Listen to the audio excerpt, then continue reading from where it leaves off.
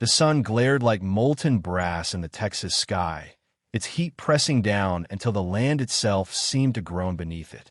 Dust clung to everything, skin, clothes, thoughts. And for Eli Matz, 37 and worn far past his years, it was just another day he couldn't quite pray his way through. Once, he had been a preacher whose words stirred hearts. Now his sermons rang hollow in his own ears. He had been running on faith's fumes for so long he wasn't sure there was anything left inside but dust. His boots carried him away from the whitewashed church that bore his name, out toward the far edge of town, where the wind didn't bother and the silence felt heavier. He didn't know why he walked that way. Maybe to escape the echo of his own voice. Maybe to feel something real. But after a mile or two, the heat stopped being a thing on his skin and became a weight in his bones. That's when he heard it. A sound so faint he almost missed it. A human moan, carried thin on a shifting breeze. It came from the direction of an old barn, leaning crooked in the weeds, a place children dared each other to enter on moonless nights. Eli stopped. Every instinct told him to turn back. Somebody else could handle it. But the sound came again, threaded with pain, and his feet moved without asking his permission. The barn door fought him, creaking like an old man's bones as he shoved it open. The air inside was thick, hot, smelling of hay gone to rot, and something sharper, metallic, coppery. He waited for his eyes to adjust. Then he saw her. She was crumpled in the straw like something discarded, wrists and ankles bound with rough rope. Her pale blue dress clung to her frame in tatters, dark with dirt and blood. A wide stain spread from her thigh, wet and deep. Her hair, dusty gold, tangled with sweat, framed a face so drawn with pain it made his stomach knot. When her eyes found him, they flickered from fear to something fragile, like hope that didn't dare breathe. He dropped to one knee, his voice strange in his own ears. "Ma'am, you hurt bad?" Her lips moved, the words escaping in a hoarse whisper. "Please don't lift my skirt." It hit him like a hand to the chest. Modesty clung to her even here in this wreck of a place, but the blood said there wasn't time to argue. His hands trembled as he reached, not for sin, but to save. The skirt lifted, inch by inch, until the wound on her thigh came into view. And then his breath left him. The cut wasn't random. It was carved with precision, letters gouged into her skin. She saw too much. It was the kind of cruelty you could feel in your teeth. In that moment, Eli felt something inside him crack, splinter, and fall away. All those sermons about the goodness of man, the mercy of God, they dissolved under the truth in front of him. He didn't think of forgiveness, only of stopping the blood, of getting her out. "I'm getting you out of here," he said, his voice firmer now. He worked the ropes loose, careful not to jolt her leg, each not a small battle against whoever had done this. The preacher who had walked into that barn wasn't the one who carried her out. Something in him had shifted, burned clean. His faith hadn't been stolen. It had been traded for a different kind of conviction, one born in the dirt and the blood of that sweltering Texas afternoon. Eli carried her into the small cabin he called home, the boards creaking under his boots. She was light in his arms, too light, and every step felt like it might be the one where she slipped away. He laid her on a narrow bed by the window, where sunlight pooled across the worn quilt. Her breathing was shallow, her face pale, but her eyes stayed on him, as if she was trying to decide if he was someone she could trust. "I need to see the wound again," he said quietly, setting a pot of water on the stove.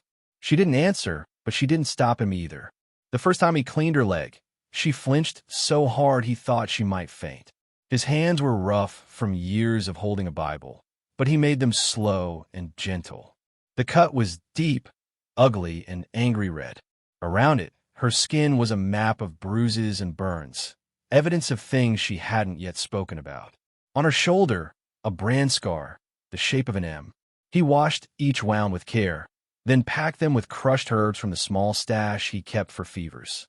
She bit her lip to keep from crying out. "Name's Eli," he said, wrapping the cloth snug around her thigh. "What's yours?" Her voice cracked. "Aunt Cole." She hesitated, then added, "I didn't think you'd find me." He didn't ask who they were, not yet. He could see in her eyes that the memory was still fresh, like a wound that went deeper than flesh. For now, keeping her alive was enough. Over the next days, the cabin fell into a rhythm. Each morning, Eli boiled water, cleaned her wounds, changed the bandages. He made broth from dried meat and fed her by spoon when her hands shook too much to hold the bowl. At night, he sat beside the bed, listening for the small sound she made when dreams turned dark.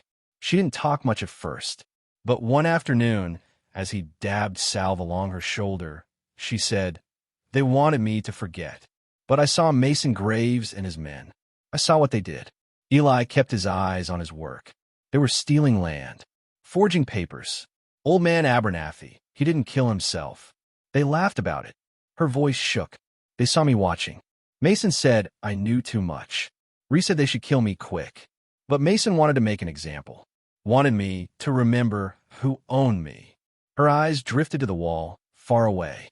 If you hadn't come, the coyotes would have. Eli didn't answer. There was no sermon for this.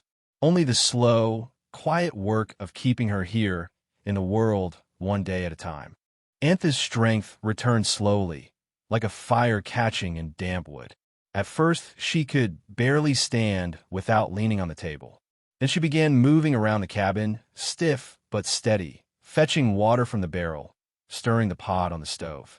Her hair was still tangled, her skin still marked with scars, but there was a new look in her eyes, watchful, alive.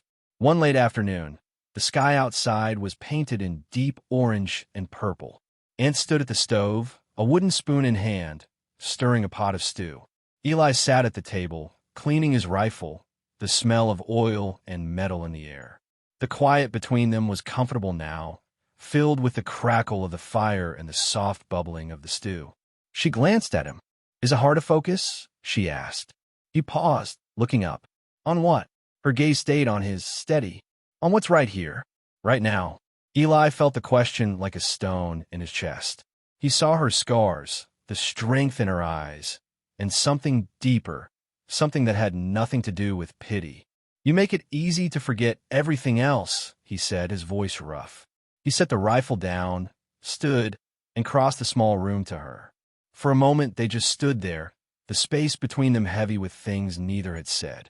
He lifted a hand, cupping her jaw gently, his thumb brushing the faint scar near her temple. In her face, he didn't see a victim. He saw someone who had endured and survived, someone who had pulled him out of his own hollow life. She held his gaze without flinching, but the peace between them was fragile, like glass. They both knew it couldn't last, and when the sound came, distant at first, then closer, Eli's body went still. Hoofbeats. Fast. And set down the spoon and moved to the window. A cloud of dust was rising on the horizon. 3 riders coming hard. Eli stepped out onto the porch, rifle in hand. Anth joined him, a hunting knife glinting in her fist. They didn't speak. There was nothing to say. The shouts came on the wind. "Anth Cole, Mason wants his pound of flesh." It was Clyde's voice, loud, ugly. Eli felt no fear, only a cold calm. He wasn't the preacher anymore.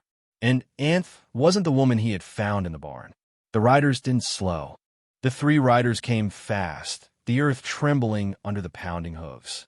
Clyde rode in front, his hat pulled low, his pistol already in hand. Beside him, Ree scanned the cabin with sharp, narrow eyes. The third man was broad as a doorframe, his face set like stone. Mason Graves wasn't with them, but his orders were carried in their eyes. Finish what was started, silence, and for good. Eli stood on the porch, rifle steady, his finger brushing the trigger.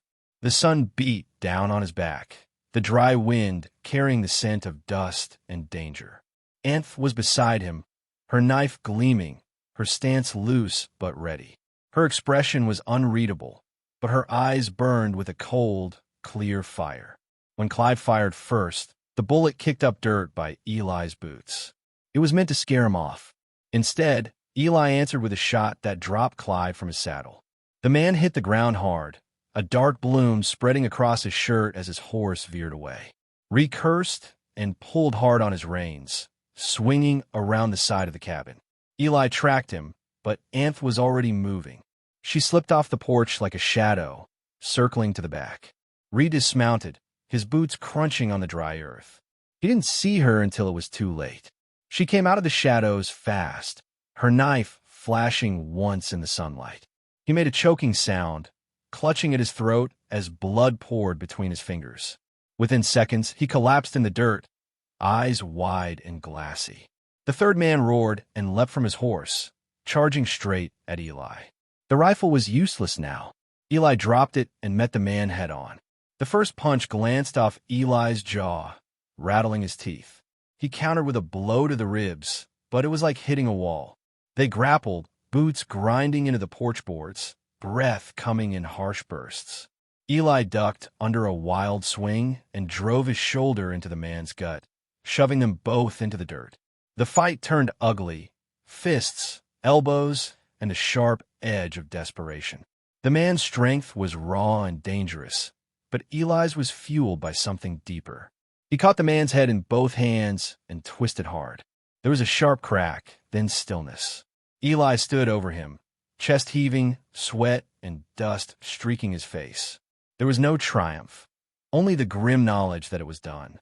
And stepped from behind the cabin, her knife still in hand, a thin line of blood tracing the steel.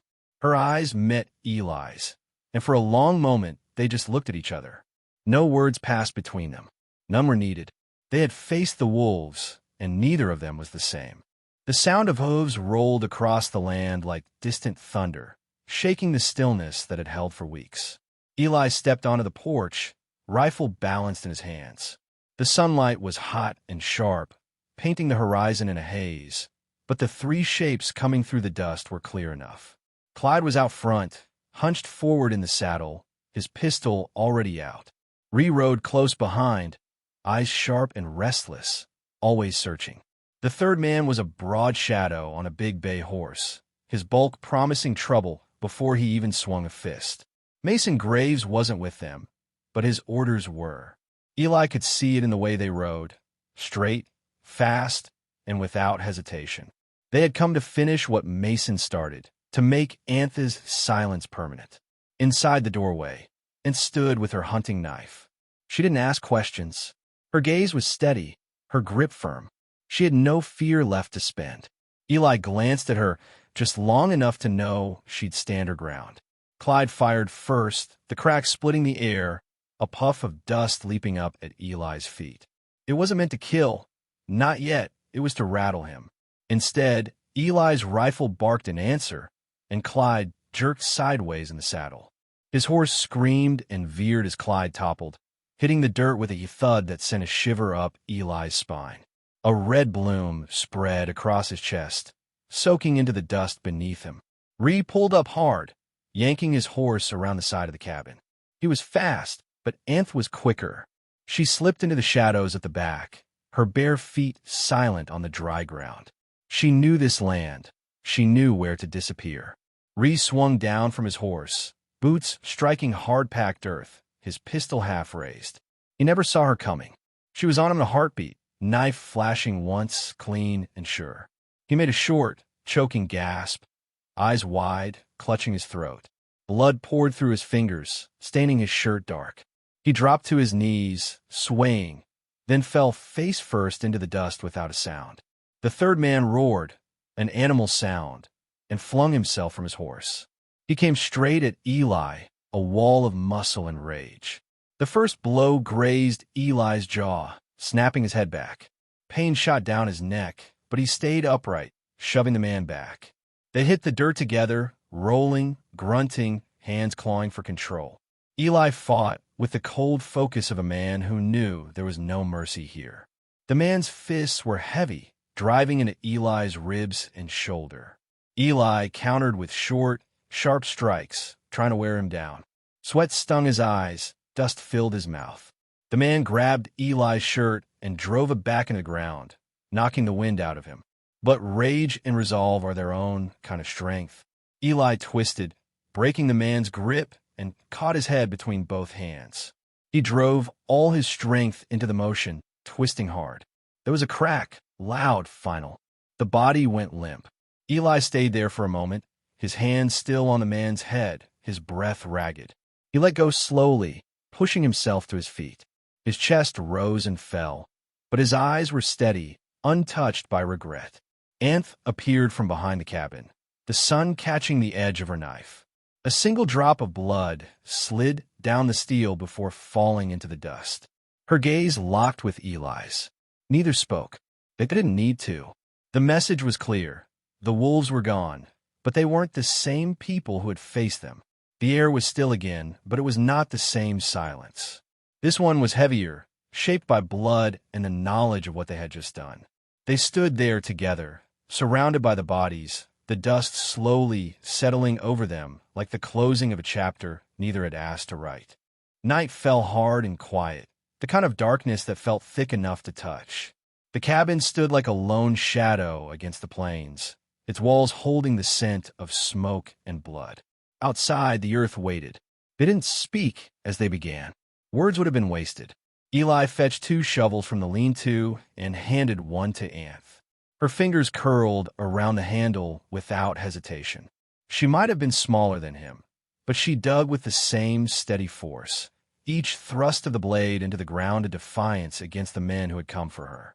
The soil was dry and stubborn, breaking in clumps under the metal bite of the shovels. Sweat traced lines through the dust on their faces. Clyde went into the ground first.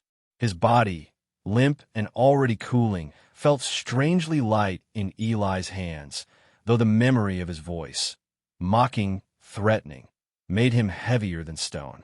They laid him down in the pit without a word. Ree was next. His throat, cut deep, was a silent, gaping reminder of Anth's swiftness. She didn't look away as they lowered him in, her expression unreadable. There was no triumph, no guilt, just the knowledge that he would never again raise a hand against her. The last was the big man. His neck hung at an unnatural angle, his face slack, eyes staring at nothing. Eli didn't know his name, and it didn't matter. He was part of Mason Grave's shadow, and now he was gone. They shoveled the dirt back in, the sound of each falling clump heavy in the still air. The smell of earth rose around them, mixing with the faint scent of gunpowder still lingering from the fight. When the mounds were leveled, they stood over them for a long moment, breathing hard. Eli's mind drifted to the church in the distance.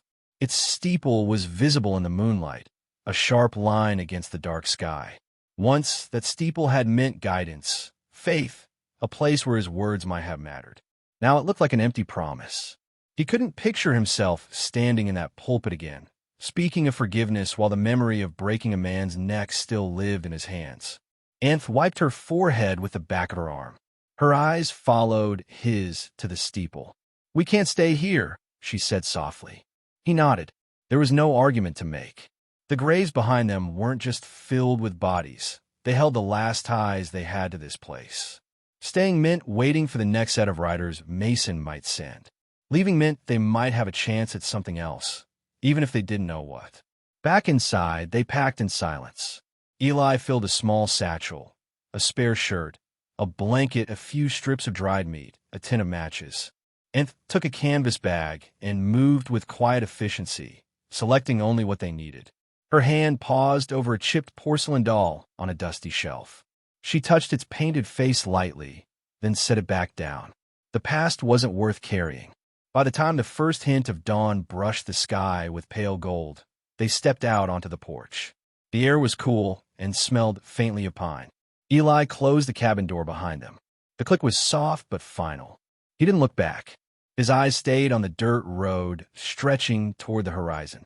Anth lingered a moment, scanning the land, the fresh graves, the distant steeple. She took it all in like a last photograph in her mind. Then she turned and walked beside him. Their steps were even, measured, carrying them away from the past and into a day they hadn't yet imagined. The sun was still low, the land ahead wide and empty, but for the first time in a long while, neither of them felt trapped. The road stretched out in a long, unbroken line of red dust, shimmering faintly in the morning light. Every step away from the cabin felt heavier and lighter at the same time, heavier with the knowledge of what they had left behind, lighter with the space that opened up ahead of them. The land was silent but alive, the kind of silence that hummed in the ears, broken only by the distant cry of a hawk and the crunch of their boots. Eli carried his satchel over one shoulder, rifle slung across his back.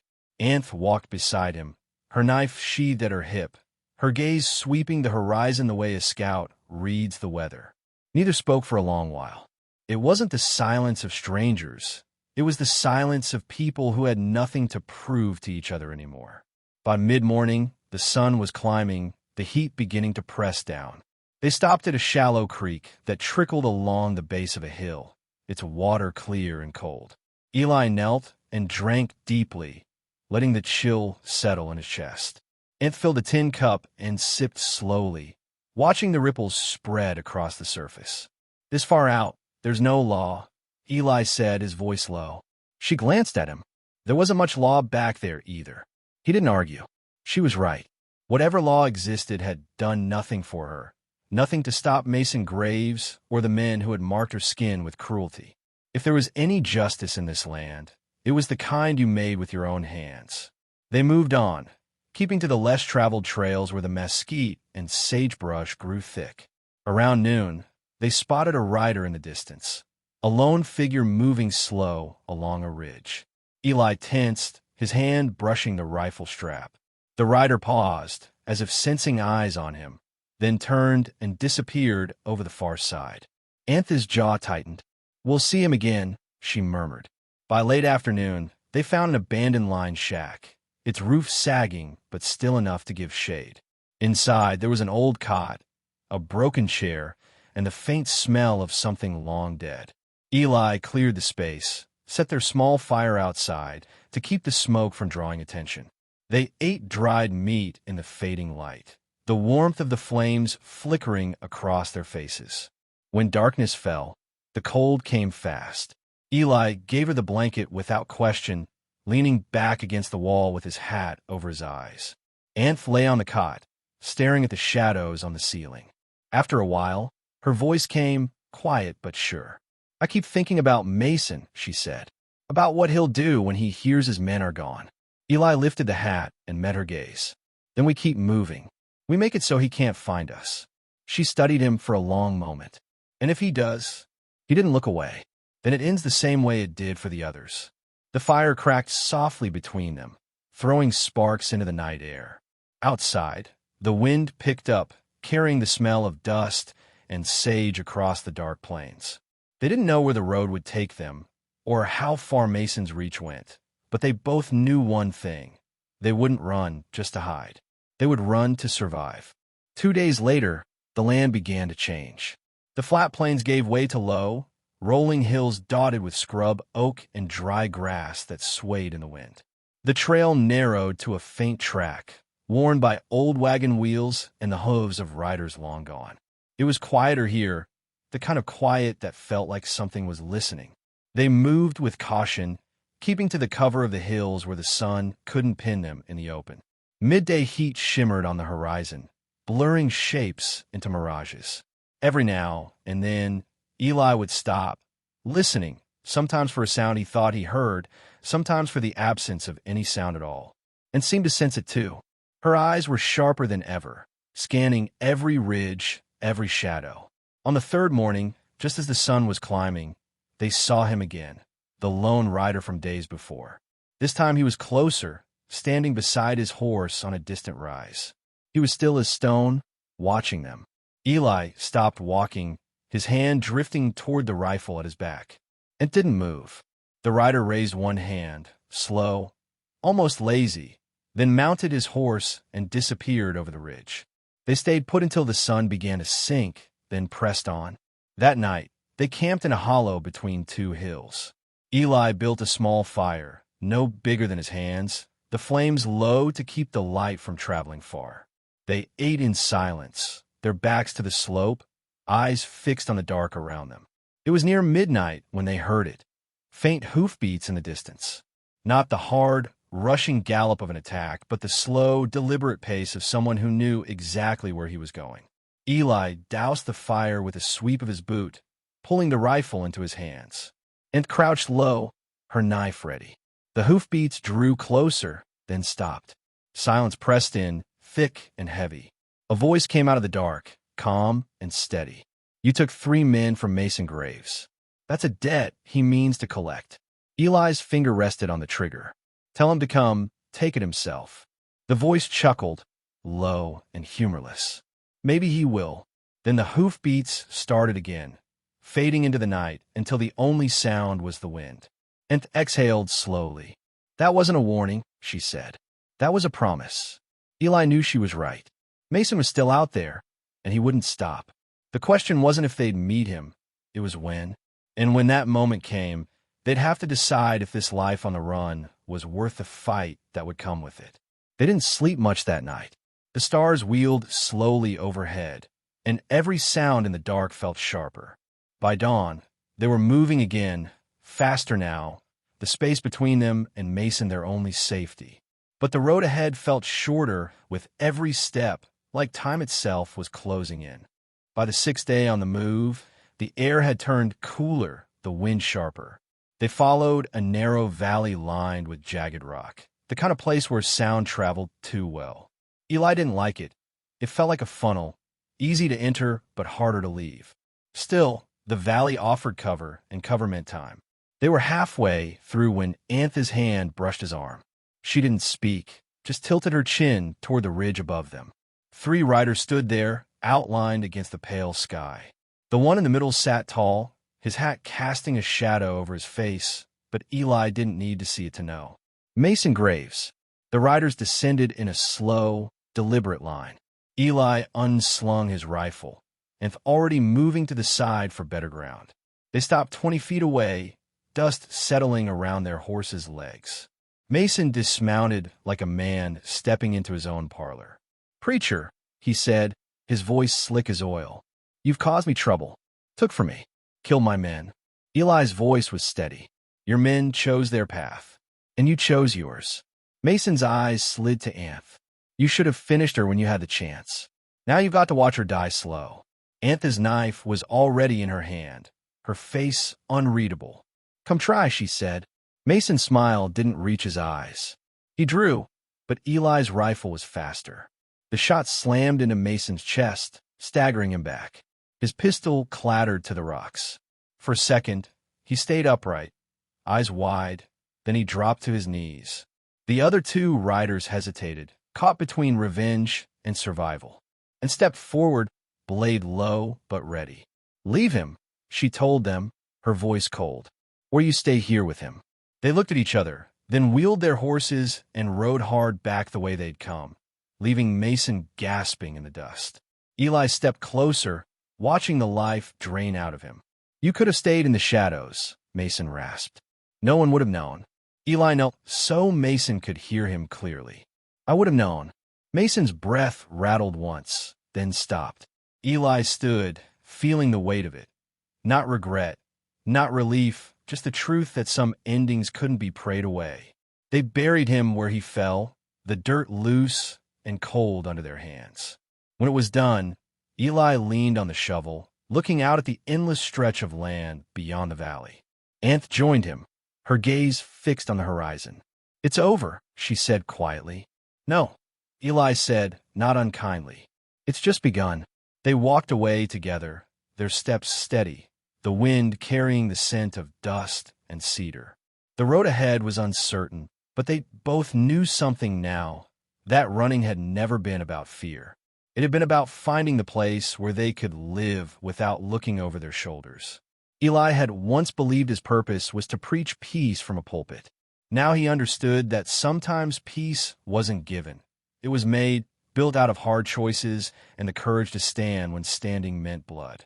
And Anth, scarred, unbroken, carried herself like someone who had walked through hell and claimed the fire as her own. She didn't need saving anymore. She had saved herself. They kept walking until the valley walls opened to a wide, endless plain. The morning sun broke over the edge, casting long shadows ahead of them. In that light, their pasts were behind them, and the only thing that mattered was the road stretching forward. Some truths couldn't be erased, only carried. And the heaviest ones weren't the kind that weighed you down. They were the kind that shaped the way you walked and who you chose to walk beside.